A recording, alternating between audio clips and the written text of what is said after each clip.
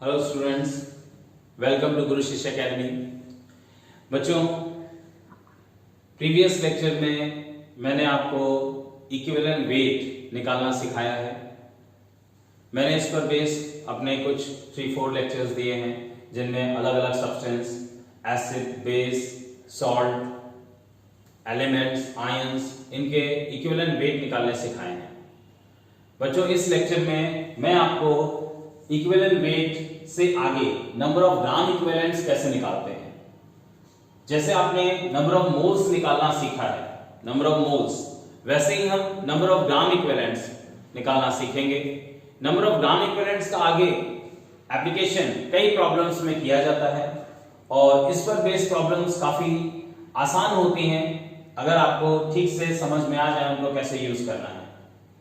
तो बच्चों, number of gram equivalents, जैसे आपने देखा है नंबर ऑफ मोल्स आप निकालते हैं, उसमें आप given mass divided by molecular mass करते हैं, वैसे ही number of gram equivalents Ne ये होता है given mass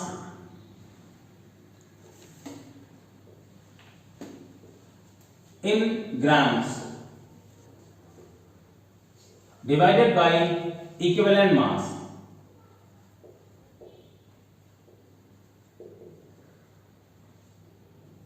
given mass by equivalent mass, ये नंबर ऑफ ग्राम इक्विवेलेंट्स दे देता है। तो छोटा सा formula W in grams divided by E, ये Ne इसके लिए एक छोटा सा फॉर्मूला हो जाएगा। आपको किसी भी सब्सटेंस का इक्विवेलेंट मास निकालना हम पहले सिखा चुके हैं। मास को आप ग्राम्स में लिख लीजिए और नंबर ऑफ ग्राम इक्विवेलेंट्स के लिए इसको आप यूज कर लीजिए इस फॉर्मूले को, तो आप नंबर ऑफ ग्राम इक्विवेलेंट्स बड़े आराम से निकाल सकोगे। ओके, अब नंबर ऑफ ग्राम इक्विवेलेंट्स, जैसे एग्जांपल के लिए हम देखते हैं, आप 20 ग्राम NaOH इसके ग्राम इक्विवेलेंट्स निकालना चाहते हैं। 20 ग्राम NaOH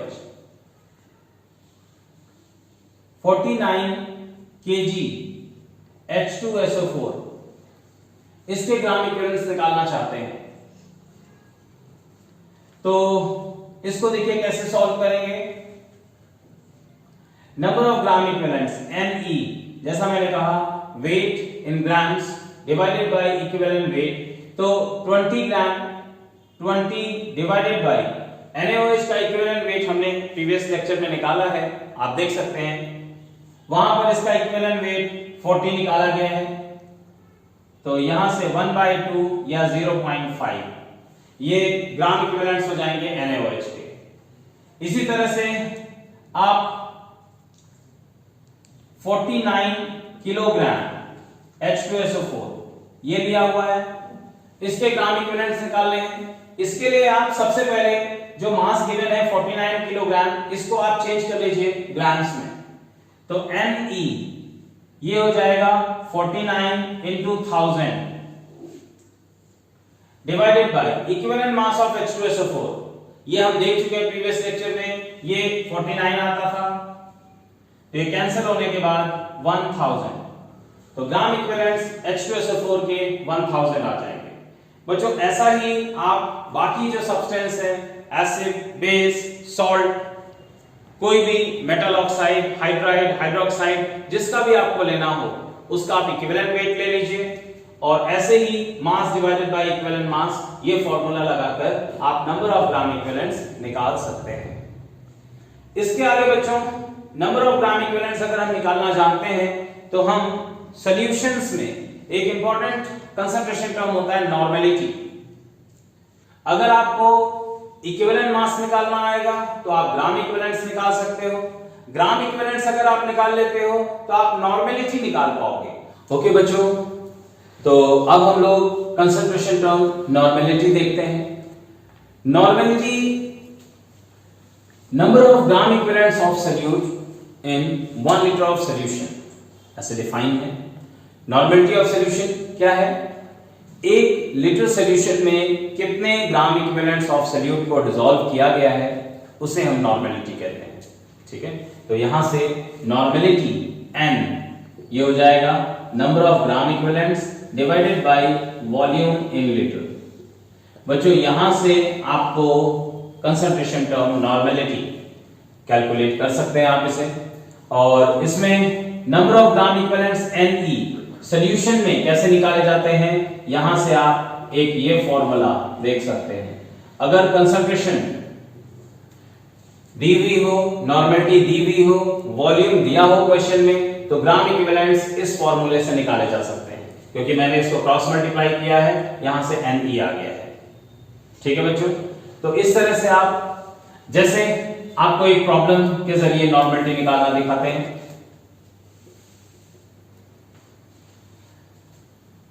10 gram NaOH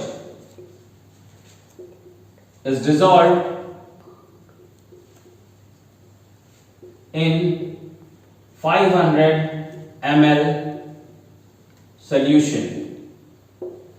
10 gram NaOH is dissolved in 500 ml solution. Then normality हमें इसमें फाइंड करनी है, नॉर्मेलिटी निकालें। तो देखिए आपको सिर्फ ये छोटा सा फॉर्मूला यूज करना है, नॉर्मेलिटी कैलकुलेट हो जाएगी। इसके लिए आप नंबर ऑफ ग्राम इक्विवेलेंट्स निकाल दीजिए। Number of gram equivalents 10 gram NaOH में आ जाएंगे 10 डिवाइडेड बाय इक्विवेलेंट वेट 40, 1/4 0.25। और इसी तरह से आप वॉल्यूम V इन लीटर, ये 500 ml में दिया हुआ है बेटा, और ml को 1000 से डिवाइड कर दिया जाए 1000, तो वॉल्यूम लीटर्स में आ जाता है। 1/2 लीटर ये आ गया है, तो यहां से नॉर्मेलिटी आ जाएगी 1/4 divided by 1/2, so this is 2/4, that is 1/2, 0.5। तो बच्चों इस तरह से NaOH सॉल्यूशन, जिसमें 10 ग्राम NaOH को 500 ml सॉल्यूशन में डिसॉल्व किया गया था, उसकी नॉर्मेलिटी 0.5 आ जा रही है। ठीक है, तो यहां से हम नॉर्मेलिटी कैसे कैलकुलेट करते हैं, जैसे NaOH के लिए निकाला है, वैसे ही आप कोई एसिड दूसरा ले लें, कोई दूसरा बेस ले लें, आपको सिर्फ इतना ही करना है कि आपको उसके ग्राम इक्विवेलेंट्स को वॉल्यूम से डिवाइड कर देना है, नॉर्मेलिटी आ जाएगी। ऑलराइट बच्चों, नॉर्मेलिटी और ग्राम इक्विवेलेंट्स सीखने के बाद अब इसका हम एप्लीकेशन पार्ट देखते हैं। एप्लीकेशन पार्ट मतलब इस पर बेस्ड अगर प्रॉब्लम्स आए तो उनको कैसे सॉल्व करना है, इसको देखा जाए। बच्चों जैसे मैंने आपको कहा, ग्राम इक्विवेलेंट्स निकालने के बाद, नॉर्मेलिटी कैलकुलेट करने के बाद, देखने के बाद, अब हम लोग देखते हैं लॉ ऑफ ग्राम इक्विवेलेंट्स और फिर उसका एप्लीकेशन पार्ट। बच्चों लॉ ऑफ ग्राम इक्विवेलेंट्स क्या है? लॉ ऑफ ग्राम इक्विवेलेंट्स बहुत इंपॉर्टेंट, बहुत सिंपल सा रूल है। काफी सारी प्रॉब्लम्स में इस रूल को लगाते हुए हम बहुत सारे क्वेश्चंस को बहुत इजीली सॉल्व कर पाएंगे, मतलब ज्यादा दिक्कत नहीं होती है। लॉ ऑफ ग्राम इक्विवेलेंट्स अगर आप अप्लाई करते हैं, बहुत सारे प्रॉब्लम्स में बहुत आसानी से सॉल्यूशन निकाल आते हैं क्वेश्चंस के। तो लॉ ऑफ ग्राम इक्विवेलेंट्स क्या है बच्चों? किसी भी केमिकल रिएक्शन में रिएक्टेंट्स के जितने भी ग्राम इक्विवेलेंट्स एक दूसरे को कंज्यूम करते हैं वो हमेशा बराबर होते हैं। दैट इज, अगर कोई रिएक्शन हुई है X moles of A, Y moles of B to give Z moles of C, W moles of D। Suppose ये एक केमिकल रिएक्शन है, हमने एक जनरल फॉर्म ले लिया है A, B, C और D। A और B यहां पर रिएक्टेंट्स हैं, C और D यहां प्रोडक्ट्स हैं, और X, Y, Z, W ये स्टोइकोमेट्रिक कोफिशिएंट्स हैं। तो लॉ ऑफ ग्राम इक्विवेलेंट्स के हिसाब से जब ये रिएक्शन होगी तो इसमें A और B इसके ग्राम इक्विवेलेंट्स एक दूसरे को बराबर कंज्यूम करते हैं, मतलब जो कंज्यूम हो रहे हैं वो इक्वल होंगे, और जितने ग्राम इक्विवेलेंट्स प्रोडक्ट्स के बन रहे हैं वो इंडिविजुअली बराबर होंगे रिएक्टेंट्स के ग्राम इक्विवेलेंट्स के। मीन टू से number of gram equivalents Ne of A in this reaction will be equals to Ne of B will be equals to Ne of C Ne of D, that is each and every reactants and products के ग्राम equivalents किसी भी chemical reaction में बराबर होते हैं। जितने भी reactants एक दूसरे को कंज्यूम करेंगे और जो भी प्रोडक्ट्स बनेंगे उनके ग्राम इक्विवेलेंट्स हमेशा किसी भी रिएक्शन में बराबर होते हैं। तो इसको हम कैसे अप्लाई कर पाएंगे प्रॉब्लम्स में, इसको समझने के लिए हम कुछ एग्जांपल्स लेंगे, लेकिन उससे पहले आपको यह पता होना चाहिए कि यहां ग्राम इक्विवेलेंट्स अगर सॉल्यूशन में दिए हुए हैं, मास के टर्म्स में दिए हुए हैं, तो ग्राम इक्विवेलेंट्स निकालना आपको आना चाहिए। इसीलिए इससे पिछले लेक्चर्स में मैंने आपको ग्राम इक्विवेलेंट्स के बारे में बताया है। अभी इससे पहले मैंने आपको ग्राम इक्विवेलेंट्स कैसे निकालते हैं वो बताया है। ऑलराइट, तो ग्राम इक्विवेलेंट्स का फिर एक बार मैं फॉर्मूला थोड़ा सा आपको बता देता हूं। Number of gram equivalents mass by equivalent mass, एक ये mass in grams by equivalent mass, इस तरीके से ये लगा पाएंगे। एक मैंने फॉर्मूला आपको और बताया है, नॉर्मेलिटी इनटू वॉल्यूम इन लीटर्स, एक ये फॉर्मूला, इससे भी आप ग्राम इक्विवेलेंट्स निकाल पाएंगे। इक्विवेलेंट मास होता है molecular mass by n factor, वो अगर आप यहां रख दीजिए तो मॉलिक्यूलर मास नीचे आ जाएगा, नीचे n फैक्टर यहां पर आएगा जो पलटकर यहां आ जाना चाहिए ऊपर, ठीक है, फ्रैक्शन के रूल से। और वेट अपॉन इक्विवेलेंट वेट, ये नंबर ऑफ मोल्स होते हैं, number of moles into n factor. तो इसका मतलब है नंबर ऑफ ग्राम इक्विवेलेंट्स निकालने के लिए एक ये फॉर्मूला, एक ये फॉर्मूला, एक ये और एक ये यूज किया जा सकता है, ये चारों यूज किए जा सकते हैं। प्लस नॉर्मेलिटी को एक और फेमस कंसेप्ट टर्म मोलैरिटी, उसके टर्म्स में एक्सप्रेस किया जा सकता है अगर हम n फैक्टर रिलेशन से उसको कनेक्ट कर दें। नॉर्मेलिटी होती है मोलैरिटी इनटू n फैक्टर, तो इसकी जगह पर आप molarity capital M molarity into n factor वो आप रख दीजिए।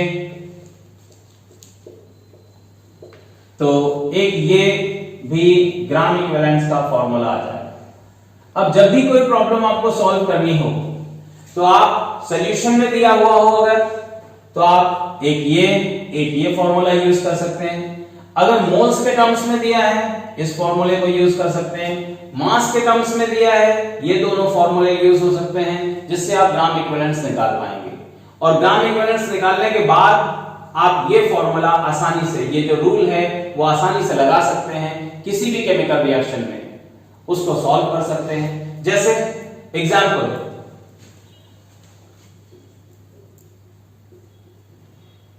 मान लीजिए आपको दिया गया है कि 6 ग्राम magnesium dissolves in 500 ml solution of HCl. Find normality of HCl solution. हमें इस तरह का क्वेश्चन एक आ जाता है और हमें नॉर्मेलिटी फाइंड करनी होती है। तो हम जानते हैं अगर ये मैग्नीशियम का पीस HCl में डिसॉल्व किया गया है तो दोनों के ग्राम इक्विवेलेंट्स बराबर होने चाहिए। तो मैं यहां इस क्वेश्चन को सॉल्व करने के लिए magnesium and gram equivalents of HCl इनको बराबर कर देता हूं बच्चों। ग्राम इक्विवेलेंट्स ऑफ मैग्नीशियम और ग्राम इक्विवेलेंट्स ऑफ HCl इन दोनों को बराबर कर देता हूं using law of gram equivalents. यहां पर मैं law of gram equivalents use कर रहा हूं, law of gram equivalents, laws. यहां पर मैं law of gram equivalents use कर रहा हूं और इस प्रॉब्लम को देखिए कितने आसानी से हम सॉल्व कर लेंगे। तो number of gram equivalents magnesium कैसे निकालें? मैग्नीशियम जो है इसका मास गिवन है, तो हम यहां पर कौन सा फॉर्मूला यूज करें? ये वाला, मास बाय इक्विवेलेंट मास। तो लेफ्ट साइड में इसमें 6 gram divided by magnesium divalent metal है, इसका इक्विवेलेंट मास आएगा atomic mass divided bye 2। Atomic mass magnesium का होता है 24 divided by 2 12, this comes 6 by 12। और ग्राम इक्विवेलेंट्स ऑफ HCl, इस बार हम यहां पर कंसंट्रेशन दिया हुआ है, नॉर्मेलिटी पूछा है, तो हम यहां पर ये फॉर्मूला यूज करेंगे, नॉर्मेलिटी इनटू वॉल्यूम इन लीटर्स। तो इसको हम अगर यहां यूज करें, नॉर्मेलिटी हमें निकालना है N इनटू वॉल्यूम इन लीटर्स। बेटा 500 ml सॉल्यूशन दिया हुआ है, 1000 से डिवाइड कर दीजिए तो वॉल्यूम ml लीटर्स में आ जाएगा। ml गिवन है, वहां से लीटर्स में आ जाएगा बेटा। तो यहां से N इंटू 1/2 और यहां भी ये 1/2 आ गया, यहां से 1/2 कैंसिल हो जाएगा, तो नॉर्मेलिटी आ जाएगी 1। दैट इज सॉल्यूशन का नॉर्मेलिटी यहां पर 1 आएगा, दैट इज 1 नॉर्मल सॉल्यूशन यहां पर रहा होगा 500 ml जो दिया हुआ है। ठीक है, इस तरह से हम इसका एप्लीकेशन पार्ट देख सकते हैं। आने वाले लेक्चर्स में मैं आपको इसके कुछ और प्रॉब्लम्स करवाऊंगा, ताकि आपको ग्राम इक्विवेलेंट्स का जो एप्लीकेशन पार्ट है, नॉर्मेलिटी का, ग्राम इक्विवेलेंट्स का, इक्विवेलेंट वेट का एप्लीकेशन पार्ट और आपको सीखने को मिले प्रॉब्लम्स। Thanks for watching.